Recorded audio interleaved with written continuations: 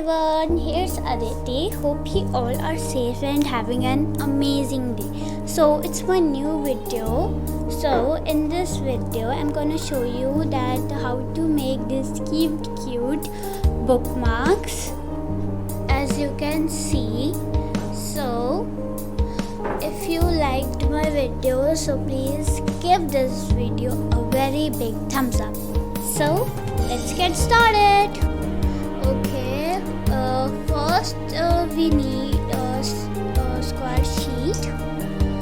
You can take any color and we have to fold it half,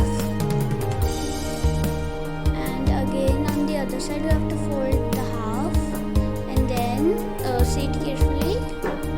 Then we have to fold the half of half, two sides. Then fold your sheet like how I fold, and press them tightly and see it carefully. Then put the both side in the pocket, as you can see it, and please press it very tightly, because after pressing it becomes very pretty. And then you have to decorate it with anything. So yeah, I have decorated. How you like my 3 cute bookmarks? I will show you.